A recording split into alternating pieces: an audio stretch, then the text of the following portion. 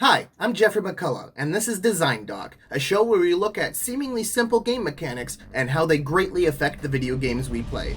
Since Wolfenstein 3D came out in 1992 and id Software thrusted the FPS genre into the gaming spotlight, first-person shooters have arguably become one of the most saturated genres in video games. With so many games competing with one another for attention, developers had to innovate with current technology in order to set their games apart, whether that be through gameplay, graphical innovations, or story. Then, as the internet became part of everyone's daily lives, a genre mostly about heroes taking on hordes transitioned into friends taking on foes. Gameplay that was once used to fight the ones and zeros in our computer were now being used to best other breathing, thinking human beings. And much like how single-player games had to innovate to stand out, so has player versus player first-person shooters. Everything from your movement speed, equipment, gimmicks that drastically alter gameplay, maps that encourage different kind of tactics, and, of course, that model that takes up the bottom right of your screen. It's these differences that I want to go over in today's episode of Design Doc. Specifically one difference. Seeing how the third letter in FPS is shooter, your main way of dealing with other players is, well... And over the years, the ways players would take and deal damage would change drastically and fractalize the genre. This is Design Doc, where I examine seemingly simple aspects of game design. In this episode, some points about health.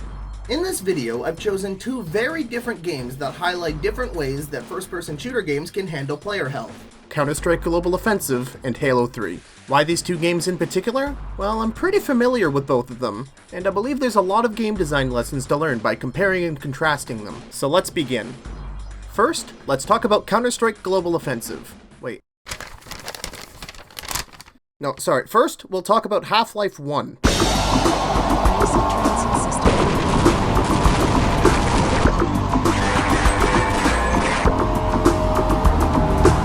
Half-Life was released in 1998 to huge critical acclaim as it told its narrative through seamlessly interconnected levels. Though even with all of its story and technical innovations, Half-Life would still continue to use the health point system that its FPS predecessors also used. In the bottom left corner of your heads-up display would be your health total, and not only that, but also how much suit armor you had. A secondary unit of health that would deplete as it prevented damage to your main health point total. This health and armor system was very prevalent in FPS games during the decade. Doom used it in the mid-90s, and the system would continue to be used at the end of the millennium with arena shooters like Unreal Tournament and Quake 3. It was in this era that the original Counter-Strike, a rapidly successful Half-Life modification, was born. It kept Half-Life's health and armor system, although it renamed suit armor to Kevlar. This system is still in place with the game's most recent incarnation.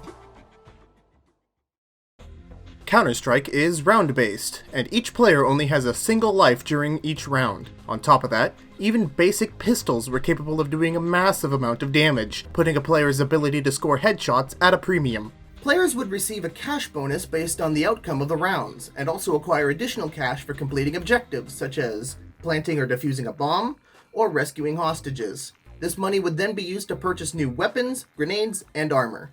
Counter-Strike's gameplay is based on really intense, lightning-fast engagements that can end in the blink of an eye.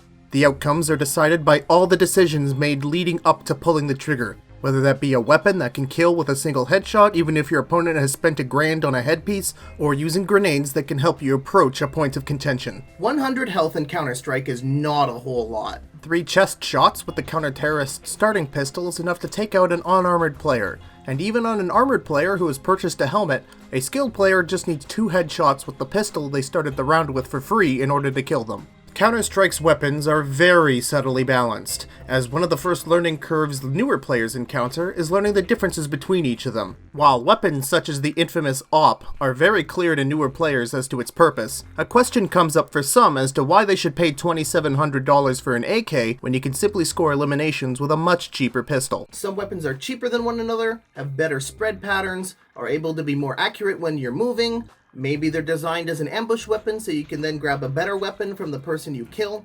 All of these are factored into the different guns. The bread and butter weapon for the terrorist team is the AK-47. which is able to kill a player with a single headshot even if they're wearing a helmet. The counter-terrorist's counterpart to that is the M4A4, which isn't able to get a kill with a single headshot in the same way the AK can. Knowing that, you might not consider buying a helmet at all as a counter-terrorist if you know your opposition is coming at you with Kalashnikovs, and instead spend that money on a defusal kit or extra grenades to help you defend. So naturally, when you're tasked with defending an objective and all it takes to die is somebody with great aim and reflexes, what kind of gameplay do you think that encourages?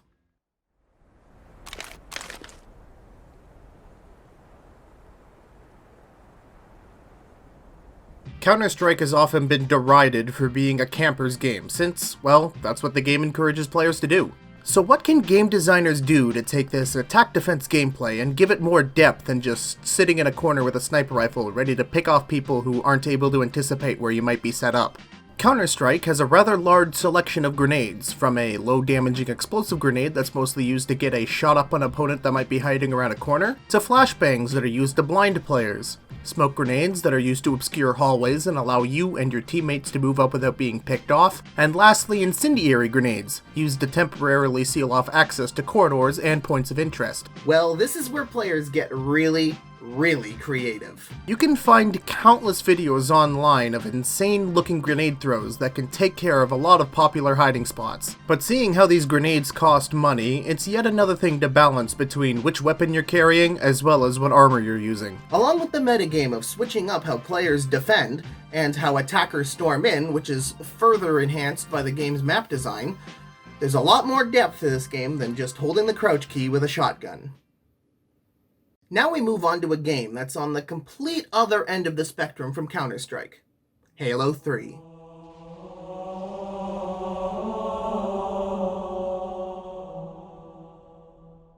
When Halo first came out in 2001, it completely changed how first-person shooters were played on consoles. The game's innovations with aim assist mechanics made it very playable on a controller, and the franchise would go on to be a mainstay of Microsoft's home console. Halo Combat Evolved used a slightly different system to the typical health armor system we've discussed thus far. While you did have both a health bar and a shield meter, your shields would automatically regenerate if you were able to get out of danger. This system would add a buffer to allow you to survive encounters unscathed, but punishing you for pursuing bad engagements. The sequels would change this system and do away with health points entirely.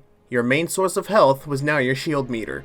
If your shield dropped, you could only take a few hits before dying, but once you take cover and regenerate your shields, you'd be back up to 100% without the need to scavenge for a first aid kit. With the basics of Halo's health mechanic in mind, let's move on to one of the most influential console multiplayer experiences of all time. Halo 3 had a very tough act to follow. Halo 2 is widely regarded by some as the greatest multiplayer game of all time, whose praises are heralded by both the casual players who got to experience Xbox Live for the first time, and pros who helped propel organizations such as Major League Gaming into mass popularity. Nonetheless, Halo 3 has proved to be an absolute system seller, grossing $170 million on its first day of release alone, and millions of gamers flooded Xbox Live to empty rounds of energy beams into one another.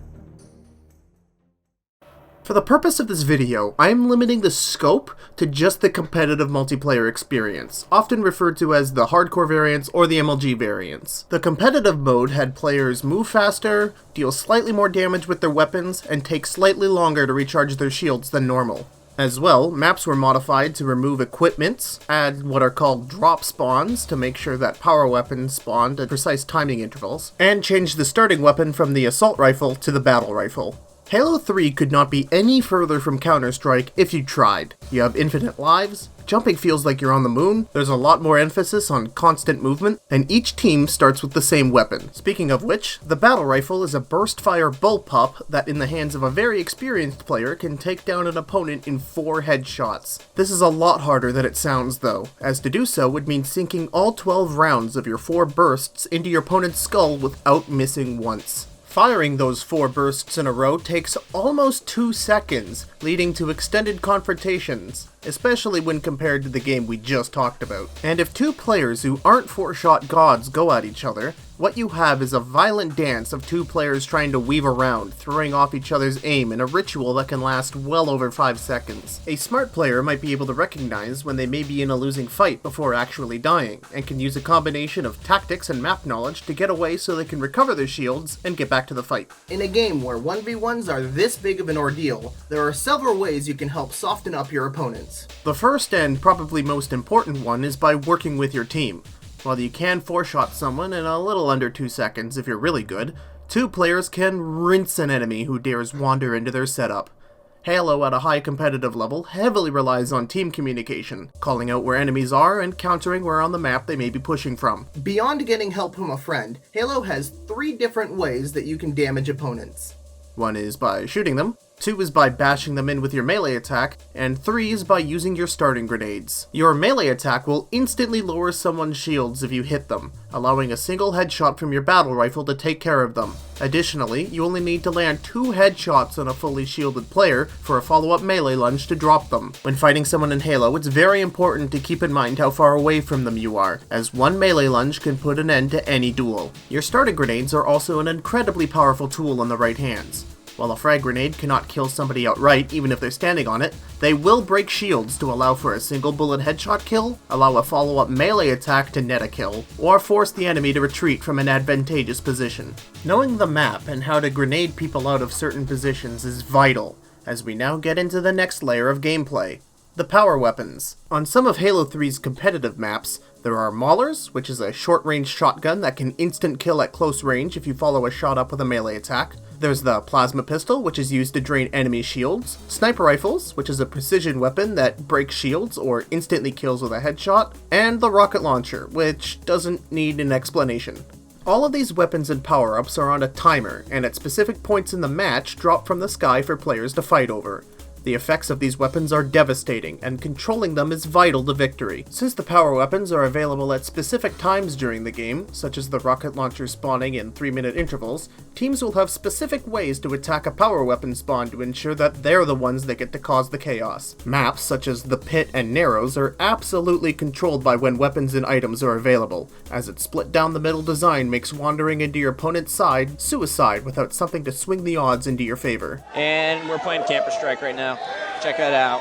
Pistola, Hines, SK, legit, snipe down, T-squared, and Elmite's moving. Oh, there it is! Whereas some maps, like Amplified, completely rely on your team's ability to do well with your starting battle rifle, as there's no power weapons to fight over. So here we have a game where 1 shot usually means 1 kill, and each round is about wisely spending your money on items that can give you an ever so slight upper hand during your encounters. The other makes you work much harder for kills, as shields mean players can get away with taking a lot of damage and still be fine as long as they're able to get out of danger. But how drastically does the amount of health you have change the core of a game? There are so many clips of competitive Counter-Strike where one player was able to defy overwhelming odds to secure a round win for their team. Getting away with such a feat in Halo is much harder given the completely different damage output of your weapons. If you can win a 2 vs 1 BR fight in Halo 3, you're either really good or your opponents aren't the best shots in the world. But one game mode that became extremely popular among a certain group of Halo players is the perfect place to end our video game analysis. SWAT is a game mode that removes Halo's shields completely. All you need to eliminate an enemy is 1 headshot with your battle rifle. It took an already frantic game found in Halo's MLG variants and turned it into an incredibly fast-paced deathmatch, with the battle rifle's deadly accuracy meaning those who know where to look and shoot first have the biggest advantage. It's an experience almost indistinguishable from the regular Halo gameplay. Areas of maps that usually had a big tactical advantage are now suicide spots visible from the whole map. Grenades are weapons of mass destruction, and getting the better of multiple enemies at once is a possibility given the tiny margin of error in battles. And while Counter-Strike has added a lot of interesting alternate game modes, such as a Battle Royale mode and a mode where you're equipped with a sniper rifle, low gravity, and pinpoint accuracy, there's not really a game mode that fundamentally changes encounters the same way that Halo's SWAT mode does. Part of this is due to the maps. Counter-Strike has very lane-based gameplay where there are usually 3 routes to the 2 bomb sites you need to attack, and there's not a whole lot of chances in order to sort of experiment and branch out. Since Halo was designed from the ground up with regenerating health, a lot of the maps have various nooks, crannies, and paths that players can duck through when they're in trouble. Counter-Strike maps don't really have that. See, I believe if you give Counter-Strike players more health, it would elongate encounters in an unmeaningful way, because there's not really a big way with the map design that you can sort of double back and, quickly find another route if you're in trouble or hide somewhere. It's only really delaying the inevitable. I'd love to see what people in the comments would have to say about this. And that'll wrap up today's episode of Design Dog. Thank you so much for watching. I've been Geoffrey McCullough, and see you next week.